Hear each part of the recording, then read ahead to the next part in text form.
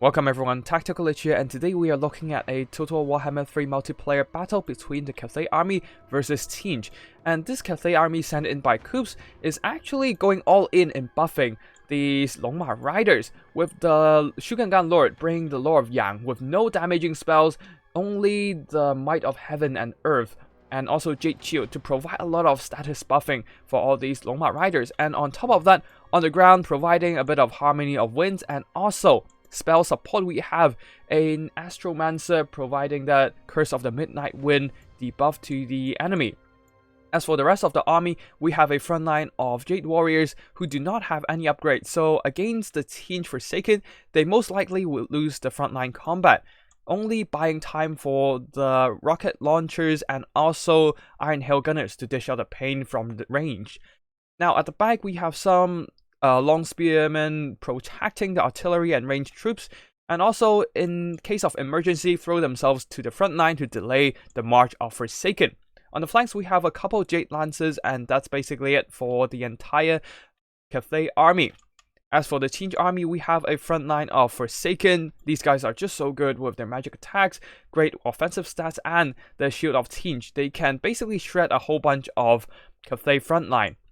At the back, we have a lot of firepower as a staple thing for Tzeentch. We have a bunch of pink horrors and blue horrors mixed in together, basically ready to shoot down any threats dare to come close to the Tzeentch formation. And in the skies, we have a single Lord of Change, exalted version of course as the Lord, providing a bunch of spell support including the infamous Blue Fire, Infernal Gateway, and also Portal Glyph providing Chaos Fury Summon. On the ground we have a Cultist of Tzeentch providing Fireball support, as well as, if I have not mistaken, the Pink Horror Summon adding in extra bodies to the mix. And also Cascading Fire Cloak for extra stat buffs. And that's basically it for army builds. Now let's get into the battle and get it started.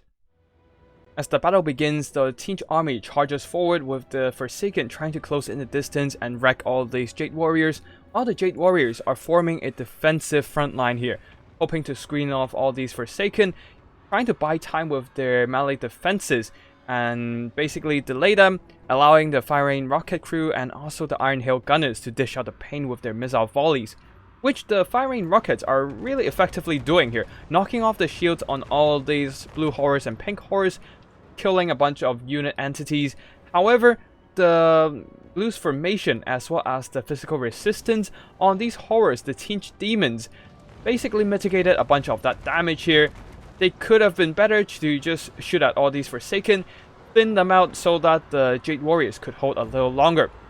Now on the left flank of the Cathay army here, the Longma Riders have charged into combat, buffed up by the Jade Shield and Might of Heaven and Earth. One of these Longma Riders are just hounding, going straight after the Exalted Lord of Change here. No aerial presence on the Tzeentch army does allow this kind of aerial strike force to be effectively employed.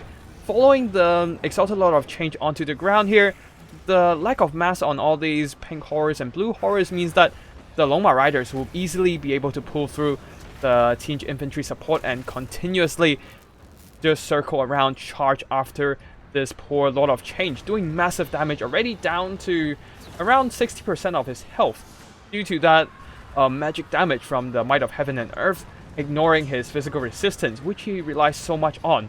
And now with the Jade Lancers circling around the flank, charging straight into the blue horrors, adding even more bodies to the mix, the Shogun Lord was able to pull through all these horrors and go after the Exalted Lord of Change. With no other options to break himself out of this predicament, the Lord of Change dropped one last desperate spell as an attempt to extricate himself from this messy engagement. The Infernal Gateway, an Eye of the Void staring down all these poor Longma Riders, draining their health with that devastating spell damage. The spell catching 2 units of Longmas, thinning out quite a few of their numbers here, but only terrifying one Longma Rider away, while the Cathay Lord is still very much healthy. That means the Exalted Lord of Change, who is basically running on fumes, would not be able to escape. Now, this is a very much needed win for the Cathay army because their front line is in pretty much shambles. Most of the Jade Warriors are gone, being wiped out by the Forsaken, and now a second line of peasant long spears forming a defensive perimeter, buying more time for the firing rocket crew to shoot. However, this one loose unit of Forsaken has got into the backline, already destroying one unit model on the artillery crew. However, their much damage depleted status means that the firing rocket crew was able to actually hold them off, allowing some of these peasant long spears to retreat from the frontline engagement, and now a rear charge breaking these Forsaken, buying enough time for the dragon-blooded Shogun Gunlord to return and start engaging in melee combat, while the Jade Lancers and the Longma Riders are regrouping from routing and also cleaning up some frontline troops. As for the rest of the infantry, there are still a few Jade Warriors remaining in combat, but they are wavering as well. This forces other units to take over the engagement, and in this case, Longma Riders are swooping in, who swiftly charges into the back of all these Forsaken here, using that rear charge penalty and also charge bonus to pick off a few of their models. There are now even more good news for the Cathay army. For example, the Iron Hail Gunners are back and firing into the fray. Their armor-piercing damage would be really effective in dealing with the Forsaken, especially when they're debuffed by that Curse of Midnight Wind, lowering their melee attack, meaning that the Peasant Long Spears and the Longma Riders can hold a little longer against these aggressive infantry. And now, with the firepower from the Cathay, the Iron Hail Gunners, and also the failure to push through these Peasant Long Spears, the Forsaken and the Blue Horrors are retreating, hoping to consolidate at the back to deal with all these annoying Jade Lancers, honestly. Their charge bonus, heavy mass, and speed means that they can easily plow into the Blue Horrors, wreck them in a single charge, and then quickly push through or pull out. So the Cultist was forced to respond with a bit of fireball attacks.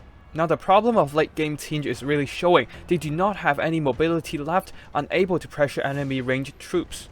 That allows the Iron Hail Gunners, without anything pressuring them, to assert their dominance in the battlefield, sitting in a safe position and blasting away at all these poor Tzeentch infantry, while the Jade Lancers charging in, buffed up by the Jade Shield, funny enough, fulfilling their namesake, turning into the true Jade Lancers. With that added damage resistance, they'll be doing some nice impact damage with their charge bonus and hold enemy in place with their heavy armor and damage resistance. Another bombardment spell comes in from the Tzeentch side, hoping to thin out the numbers on these Jade Lancers, but this might be a bit too late right now, as the balance of power slowly ebbing towards the favor of the Cathay, especially with the Shogun Gunlord dive bombing that poor cultist on the ground. The cultist might be able to counter-attack and take away some hit points on the remaining health of the Shogun Gunlord, but he is no melee fighter. Even as a foot character, eventually he will lose this duel. Now as the fight drags out, there are even more bad news for Tzeentch. Some of the routed Cathay units are regrouping.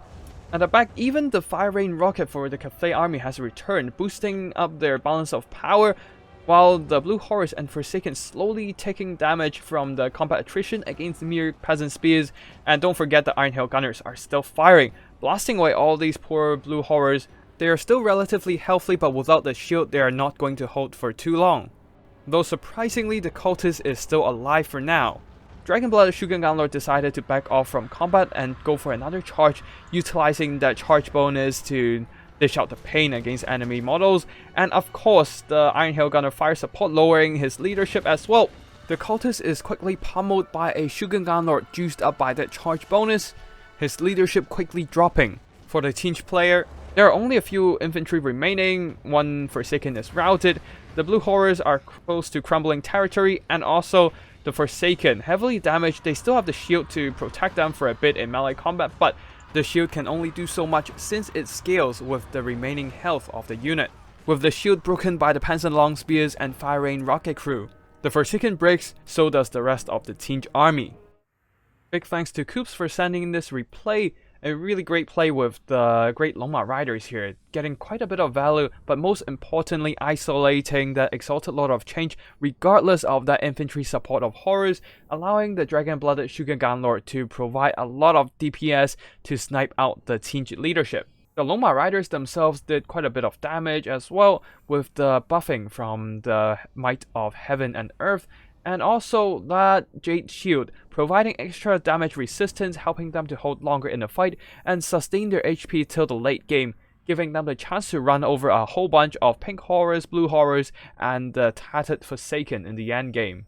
As for the Firing Rocket, it did some decent damage, the Jade Lancers as well, providing some extra heavy armor charge bonus, great for running over a bunch of horrors, Jade Warriors, as expected, didn't really do well against the Forsaken rush, but more importantly, they delayed all these Forsaken, buying time for the firing rocket to shoot and also tiring them out, exhausting their vigor so that these long spears have a bit more chance to fight off the Forsaken. You can see that getting quite a bit of value, well over their own cost. The peasants actually did some work in the late game, protecting the firing rocket and also supporting the cavalry engagement.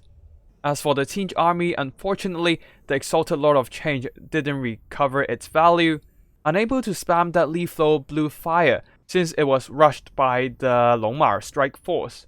If the Tzeentch army had a bit more air force, for example Doom Knights or Screamers, they might stand a chance, but it would still be quite dicey to deal with all these Longma strike force buffed up by the Jade Shield and the Might of Heaven and Earth. As for the Forsaken, they actually did a lot of kills among peasants, but unfortunately being tired out by the fight against Jade Warriors in the late game, their effectiveness was limited, especially when rear charged by a bunch of Jade Lances and the remaining Great Longma Riders. As for the Horrors, well, they're not exactly great in this matchup, I think, because they simply get outranged by a bunch of Peasant Archers, if there are any, and in melee combat they can't really fight against Jade Warriors and Peasants effectively either. On top of that, there are the heavy armored large entities like the Jade Lances and Longma Riders, which are great for fighting off these kind of lightly armored Tzeentch infantry. But then again, the Tzeentch army would also benefit from their numbers, providing a lot of bodies and whatnot, so it really is a finicky pick, especially with their loose formation and physical resistance, making them less susceptible to the infamous Cathay artillery. As for the Tzeentch cultists, well, the fireballs did some damage, but not exactly earning back its value, mostly providing those magic support and whatnot. Overall, a pretty good fight from Tzeentch, but just not enough to fight off the dedicated buffing to all these Longma Riders and the dragon-blooded Shugengan Lord. And yeah, that's gonna be it for today's video. I hope viewers you enjoy it. If you do, remember to hit the like and subscribe to keep an eye out on new video uploads, including battle replays like this one, wild meme army builds, and also tips and strategies for Total Warhammer multiplayer. And if you have any replays that you want to showcase, feel free to drop by my Discord or send me an email with the replay file attached. I'll be sure to check them out. That's gonna be all, and I'll see you in the next one. Tzeentch, signing out.